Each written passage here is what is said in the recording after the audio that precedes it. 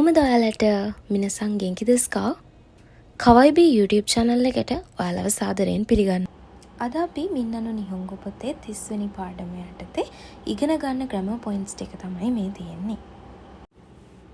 අද අපිට පළවෙනියෙන්ම ඉගෙන ගන්න තියෙන ග්‍රැමර් පැටර්න් එක තමයි ක්‍රියාපදයක තේ ස්වරූපයත් එක්ක අරිමස් භාවිත කරලා අපි කොහොමද වාක්‍ය රටාවක් ගොඩනගන්නේ කියන එක.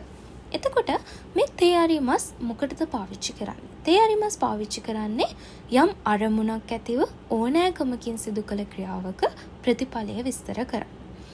අපි ලේසියෙන් විදිහකට කිව්වොත් මොකක් හරි දෙයක් හිතේ තියාගෙන ඌමනාවෙන් සිදු කරපු ක්‍රියාවක ප්‍රතිඵලය විස්තර කරන්න තමයි අපි මේ තේ අරිමස් භාවිතා කරන්නේ.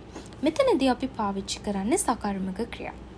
මම ඔයාලට 29 වෙනි පාඩමේදී කියලා දුන්නා මේ සකර්මක සහ කර්මක ක්‍රියා කියන්නේ මොනවද කියලා. නැත්නම් නිහොංගු වලින් කිව්වොත් ජිදෝසි සහ තදෝෂි කියන්නේ මොනවද කියලා මම ඔයාලට 29 වෙනි පාඩමේදී කියලා දුන්නා. ඒ නිසා මම ඒක මෙතනදී ඔයාලට කියලා දෙන්න බලාපොරොත්තු වෙන්නේ නැහැ.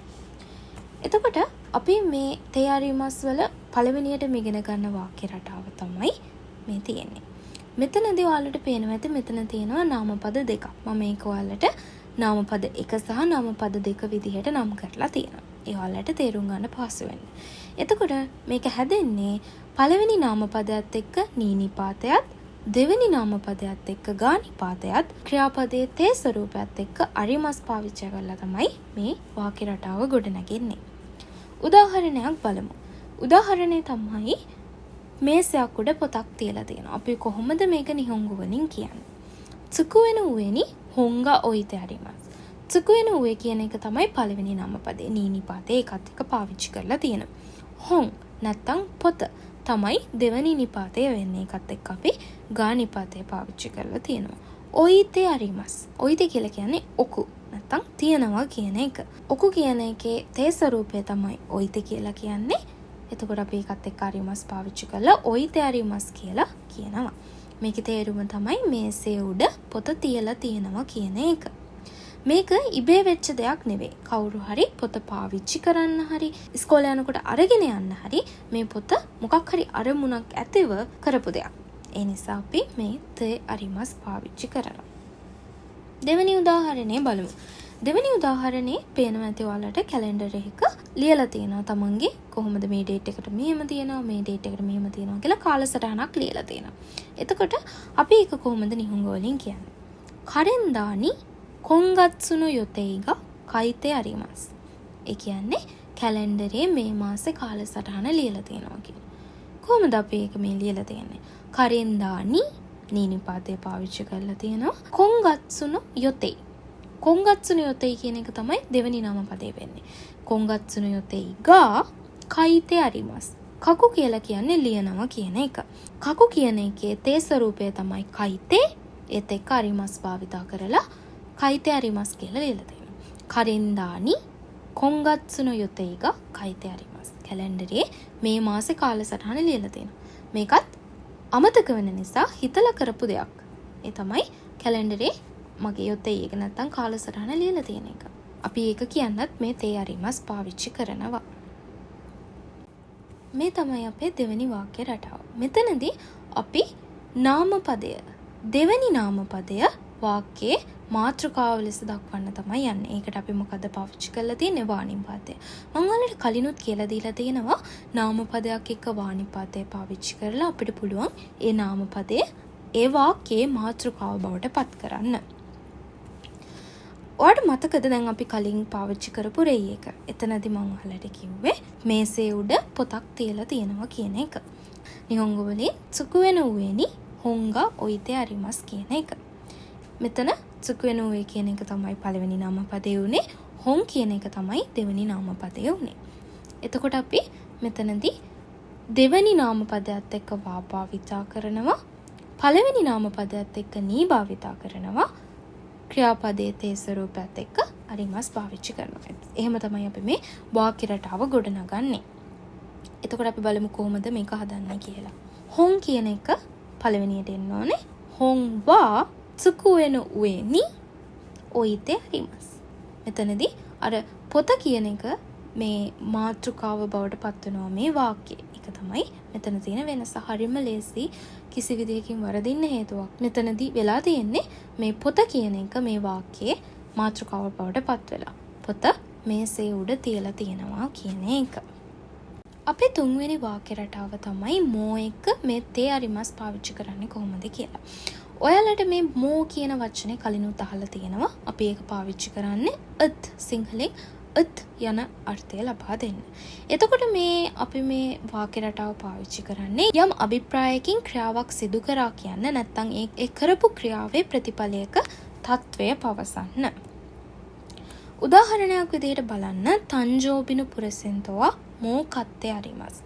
තංජෝබිනු පුරසෙන්තෝ කියලා කියන්නේ උපන්දින තෑග්ග වා මෝ කත්තේ අරිමස්. දැනටමත් මිලදීගෙන තියෙන්නේ.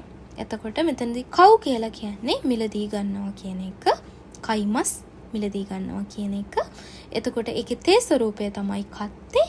ඒකත් එක්ක අරිමස් පාවිච්චි කරලා තියෙනවා. එතකොට මෙතන යම්කිසි අරමුණකින් අරමුණ තමයි උපන්දිනේ. උපන්දිනේ අරමුණ කරගෙන උපන්දින තෑග්ග ගත්තා කියන්න අපි මේ තේ අරිමස් එක මෝ පාවිච්චි කරලා තියෙනවා. දෙවෙනි උදාහරණයෙන් බලමු. පාතීනෝ ජිකංවා මෝ ශිරසතේ අරිමස්. එතකොට පාටි එක සාදයක්. පාටීනෝ ජිකංවා පාටි එකේ වෙලාව මෝ ශිරසතේ අරිමස්.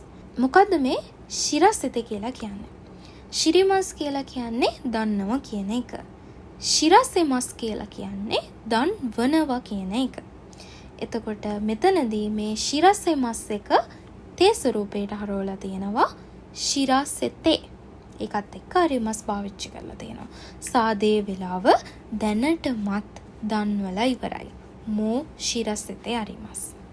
ඊළඟට මම ඔයාලට කියලා දෙන්න යන්නේ මේ තේ ඉමස් සහ තේ අරිමස් අතර වෙනස. මෙතන මම ඔයාලට දීලා තියෙන උදාහරණ දෙකක්. එකක තියෙනවා මදෝගා ශිමත්තේ ඉමස්. දෙවෙනි එකේ තියෙනවා මදෝගා ශිමෙතේ අරිමස්. එතකොට මේ පළවෙනි එකේ පාවිච්චි කරලා තියෙන්නේ තේ ඉමස් කියන එක. දෙවෙනි එකේ පාවිච්චි කරලා තියෙන්නේ තේ අරිමස් කියන එකයි. මේ තේ ඉමස් පාවිච්චි කරලා තියෙන එකේ සරලවම කියනවා නම් කියලා තියෙන්නේ ජනේලය දැන් තත්ත්වය. ජනේලය දැන් වහලා තියෙන්නේ කියන එක. එතකොට මේ ශිමත්තේ කියන එක අකර්මකයි. කරපු කෙනෙක් නැහැ අකර්මකයි. ඊළඟට මේ දෙවෙනි එකේ ශිමෙතේ අරිමස් කියන එකේ තියෙන්නේ ජනේලය වහලා තියෙනවා. මේක කවුරු හරි කෙනෙක් නැත්තම් මේ කියන කෙනා වෙන්න පුළුවන් වෙන කෙනෙක් වෙන්න පුළුවන්. කවුරු හරි කෙනෙක් මේ ජනේලය වහලා තියෙන්නේ අරමුණක් ඇතුව. මේ කියන කෙනාව හෝ වේවා වෙන කෙනෙක් හෝ වේවා මේක මොකක් හරි අරමුණක් ඇතුව වහලා තියෙනවා කියලා කියන්න තමයි අපි මදෝගා ශිමෙතේ අරිමස්. එතකොට මේක යම් කිසි කෙනෙක් කරපු දෙයක් යම් කිසි කෙනෙක් උමනාවකින් කරපු දෙයක් නිසා මේක සකර්මක වෙනවා. අපි ඊළඟ ක්‍රම පැටර්න් එක තමයි ක්‍රියාපදයක තේ ස්වරූපයත් එක්ක ඔකිමස් භාවිත කරන්නේ කොහොමද කියන එක. මේ තේ ඔකිමස් භාවිතා කරන අවස්ථා කීපයක් තියෙනවා. පළවෙනි එක තමයි નિયમિત කාලයක් තුල යම් ක්‍රියාවක් සම්පූර්ණ කරනවා. නැත්තම් කරා නැත්තම් කරන්න කියලා කාට හරි කියන්න හරි අපි මේ තේ ඔකිමස් පාවිච්චි කරනවා. උදාහරණයක් බලන්න. සංචාරයට කලින් ටිකට් එක මිලදී ගන්නම්. ඒ කියන්නේ යම් කෙනෙක් කියනවා මං ඒ දේ යම් කිසි කාලයක් ඇතුළත සම්පූර්ණ කරන්නම් කියලා. යම් කිසි කාලය තමයි මේ සංචාරයට කලින්. සංචාරයට කලින් ටිකට් මිලදී ගන්නම්. රකොනොමයිනි කිප්පුවෝ කත්තේ ඔකිමස්. එතකොට සංචාරයට කලින් ටිකට් මිලදී ගන්නවා. ඊළඟට අපි කොහොමද කියන්නේ මේක කරා කියලා. සංචාරයට කලින් ටිකට් මිලදී ගත්තා කියලා අපි කොහොමද මේ තේ ඔකිමස් පාවිච්චි කරලා කියන්නේ. රකොනොමයිනි කිප්පුවෝ කත්තේ ඔකිමස්තා. සංචාරයට කලින් ටිකට් එක මිලදී ගත්තා. කව් කියලා කියන්නේ මිලදී ගන්නවා නැත්නම් කයිමස් කියලා කියන්නේ මිලදී ගන්නවා කියන එක එකතේ ස්වරූපයට හරවලා තියෙනවා කත්තේ. කත්තේ ඔකිමස්තා. මිලදී ගත්තා. එහෙනම් ඔයාලා කියන්න බලන්න කොහොමද මේ යම් කිසි කෙනෙකුට කරන්න කියලා අපි කොහොමද කියන්නේ කියලා. සාමාන්‍යයෙන් අපි කරුණා කරලා කරන්න කියලා තමයි මේ ජපනිස් පාවිච්චි කරද්දී අපි කෙනෙකුට දෙයක් කියනවා නම් කියන්නේ කරුණා කරලා කරන්න කියලා. එතකොට අපි කොහොමද මේක කියන්නේ? රකොනොමයිනි කිප්පුවෝ කත්තේ ඔයිතේ කුදාසයි. මෙතනදී අපි තේ කුදසයි පාවිච්චි කරනවා. ඒ නිසා කත්තේ ඔයිතේ ඔකිමස් කියන එක තේ ස්වරූපයට හරවපුවාම ඔයිතේ. එතකොට රොකෝනුමයිනි කිප්පුව කත්තේ ඔයිතේ කුදසයි. එතකොට අපි ඉගෙන ගත්ත යම් ක්‍රියාවක් සම්පූර්ණ කරනවා කියලා කියන්න, ඒ වගේම කරා කියලා කියන්න, ඒ වගේම කාට හරි කෙනෙක්ට ඒ දේ කරන්න කියලා කියන්න අපි මේ තේ ඔකිමස් පාවිච්චි කරනවා. දෙවෙනි එක තමයි මීළඟ භාවිතය හෝ මීළඟ පියවර සඳහා සූදානමින් අවශ්‍ය ක්‍රියාවක් සම්පූර්ණ කරන බව කියන්න අපි මේ තේ ඔකිමස් පාවිච්චි කරනවා. උදාහරණය බලන්නකෝ. හසමියොත් සුකත්තර මොතොනො තොකොරොනි මොතොෂ්තේ ඔයිතේ කුදසයි. ඒ කියන්නේ කතුර පාවිච්චි කරලා කලින් තිබුණ තැනින්ම තියන්න. මේ මොදොෂ්තේ කියන්නේ මොකක්ද? මොදොෂ්තේ කියලා කියන්නේ ආපහු තියනවා කියන එක. එතකොට මේකේ මස් ෆෝම් එක තමයි මොදොෂිමස්. ඒක තේ ෆෝම් එකකට හරවලා තියෙනවා මොදොෂ්තේ ඔයිතේ කුදසයි. තියලා තියන්න කියන එක. තුන්වෙනි එක තමයි යම් දෙයක ප්‍රතිඵලය ඒ විදිහටම තියන්න කියලා කියන්නත් අපි මේ තේ ඔකිමස් පාවිච්චි කරනවා. අෂ්තා කයිකි ගාරිමස් කරා ඉසුවා කොනමමනි ශිතේ ඔයිතේ කුදසයි. ඒ කියන්නේ හිත රැස්වීමක් තියෙන නිසා පුටුව ඔය තියෙන විදිහටම තියලා තියන්න කියන එක. ඉසුවා කොනමම ඒ විදිහටම. පුටු ඒ විදිහටම නී ශිතේ ඔයිතේ කුදසයි. තියලා තියන්න කියලා කරුණා කරලා කියන අදහස එතනදී තියෙනවා. එතකොට මේ තේ ඔකිමස් කියන එක අපි එදිනෙදා කතා බහ කරද්දී තෝ ඔකිමස් කියලා පාවිච්චි කරනවා. ඒක කියන්නේ සොකොනි ඔයිතේ කුදසයි. ඔයිතේ කුදසයි කියන එක තමයි අපි සොකොනි ඔයිතේ කුදසයි. තේ කියන එක අයින් වෙලා ඔයිතේ කුදසයි. ඔය තියෙන විදිහට ඔක තියන්න කියන එක තමයි ඒකේ තේරුම වෙන්නේ. මෙතනදී ඔයාලට මම තේ අරිමස් වලින් රෙන්ෂෝ එකක් හදලා දීලා තියෙනවා. මෙතනදී ඔයාලට මේ මම පාවිච්චි කරලා තියෙන කොතබ මම යට ඩිස්ක්‍රිප්ෂන් එකෙන් දාලා තියන්නම්. ඔයාලා මේක කරලා කැමති අය කමෙන්ට් කරලා තියන්න. මම ඔයාලට කියන්නම් හරිද වැරදිද කියලා. ඒ වගේම මේ තියෙන්නේ තේ ඔකිමස් වල රෙන්ෂෝ එක.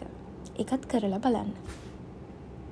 අපේ ඊළඟ ග්‍රැමර් පැටර්න් එක තමයි මේ මද කියන එක කොහොමද අපි වාක්‍යවල පාවිච්චි කරන්නේ කියන එක. මේ මද කියන නිපාතය තවමත් යන අර්ථය ලබා දෙනවා. අපි උදාහරණ බලමු. මද අමේගා ෆුත්තේමස්. ඒ කියන්නේ තාමත් වහිනවා කියන එක. දෙවෙනි එක බලමු. දෝගෝ කතත්සුකේ මශෝකා. ඒ කියන්නේ උපකරණ ටික අස් කරන්නද අස් කරමුද කියන එක තමයි මෙතනදී අහන්නේ. මද සුකත්තේ ඉමස් කරා සොනමමනි ශිතේ ඔයිතේ කුදසයි. ඒ කියන්නේ තාමත් පාවිච්චි කරන හින්දා ඔහොමම තියන්න. මද සුකත්තේ ඉමස් කරා තාමත් පාවිච්චි කරන හින්දා මද අමෙගා ෆුත්තේ ඉමස් තාමත් වහිනවා. එතකොට වලට තේරෙනවා ඇති මේ මද කියන එක පාවිච්චි කරන්නේ තවමත් කියන අර්ථය ඇතුවයි. අපේ අවසාන ග්‍රැමර් පැටර්න් එක තමයි සොරේවා කියලා කියන්නේ. ඔයාලා අහලා තියෙනවා ඇති කොරේ සොරේ අරේ දොරි කියලා වචන ටිකක්. ඒවා අපි ජපනීස් වලින් නිහුංගෝ වලින් කියනවා කොසෝ අදෝ කොතොබා කියලා. කොසෝ අදෝ කොතොබා කියලා. එතකොට අපි මේකේ සිංහල තේරුම ගත්තොත් වෙන්නේ මේක ඕක අරක මුක කියන එක. එතකොට කතා කරන කෙනා ගාව තියෙනවා නම් අපි කොරේ කියලා කියනවා. අහන කෙනා ළඟ තියෙනවා නම් සොරේ කියලා කියනවා. දෙන්නට මෑතින් තියෙනවා නම් අරේ කියලා කියනවා. ප්‍රශ්නයක් අහන්න යද්දී දොරේ පාවිච්චි කරනවා. එතකොට ඒකත් එක්ක අපි වානිපාතේ පාවිච්චි කරන්නේ. අපි උදාහරණයක් බලමු. මෙතනදී මේ කොරේවා කියන එක පාවිච්චි කරන්නේ කලින් කියපු මාතෘකාවක්, කතා කරපු මාතෘකාවක් ගැන කියන්න යනකොට තමයි මේ කොරේවා කියලා පාවිච්චි කරන්නේ. උදාහරණ බලන්නකෝ. තොකිදොකි අතමය ඔනකග ඉතකුනරුන්දස්. තොකිදොකි අතමය ඔනකග ඉතකුනරුන්දස්. සමහර වෙලාවට මගේ බඩයි ඔළුවයි රිදෙනවා. සොරේවයි කියමසෙන්නේ අහන කෙනා කියනවා සොරේවයි කියමසෙන්නේ. ඒක නම් හරියන්නේ නෑනේ. එතකොට මෙතන තේරුම කලින් කියපු දෙයක අර දැන් කලින් කියපු දේ තමයි හරියන්නේ නැහැ කියලා කියන්නේ. ඒක නම් හරියන්නේ නෑනේ. සිංහල තේරුම හරියටම කිව්වොත් ඒක නම් කියන එක. දෙවෙනි උදාහරණය බලමු. කොන්කයි තෙරෙබිදේ හනබියෝ මිතයිතෝ ඔමුන් දෙස්ගා කියලා කියනවා. ඒ කියන්නේ මේ පාර ගිනි කෙලි සංදර්ශනය රූපවාහිනියෙන් බලන්න ඕනි කියලා හිතාගෙන ඉන්නවා කියලා කියනවා. එතකොට මේ හනාබි කියලා කියන්නේ මොකක්ද? හනාබි කියලා කියන්නේ හනාබි තයිකයි කියලා අපි කියනවා ඒකට ජපනීස් වලින්. මේක ජපානයේ නත්සුයේදී නැත්තම් සමර් කාලයේදී තියෙන උත්සවයක්. මේ හනාබි තයිකයි එක අගෝස්තු මාසේ තමයි තියෙන්නේ. හැමෝම එකතු වෙලා ගිනි කෙලි සංදර්ශන බලන්න යනවා. මේක සාමාන්‍යයෙන් තියෙන්නේ ගංගවල් අයිනේ. මොකද ගසරවම මේවා නැති හැමෝටම පේන තැන්වල තමයි මේක තියෙන්නේ. ගොඩක් ඒක බලන්න යන අය ඉන්නවා ජපනීස් අය. ගොඩක් මේ හනාබි බලන්න යන්න හරි ආසයි. ඉතින් හනාබියෝ මිනි ඉකිතයිතෝ. එතකොට මෙයා කියන්නේ මේ කොන්කයි මේ පාර තෙරෙබිද හනාබියෝ මිතයිතෝ මෝන් දෙස්කා. තාම තීරණය කළා නැහැ. ගා කියලා කියන්නේ තාම තීරණය කරලා නැහැ. හිතනවා මෙයා මේ පාර තෙරෙබිදේ නැත්තම් ටීවී එකෙන් මේ ගිනි කෙලි සංදර්ශන නරඹන්න ඕනේ කියලා හිතාගෙන ඉන්න. නමුත් තීරණය කළා නැහැ. ඒක තමයි ගා කියලා අතින්නේ. එතකොට සොරේවයිනේ කියලා කියනවා. ඒක හොඳයිනේ. ඒ කියන්නේ කලින් අර හනාබි බලන්න යනවා කියලා කියපු එක තමයි මේ මෙතනදී හොඳයි කියලා කියන්නේ. සොරේවයිනේ. එතකොට මෙතනදී ඒක හොඳයිනේ කියන එක තමයි තේරුම වෙන්නේ.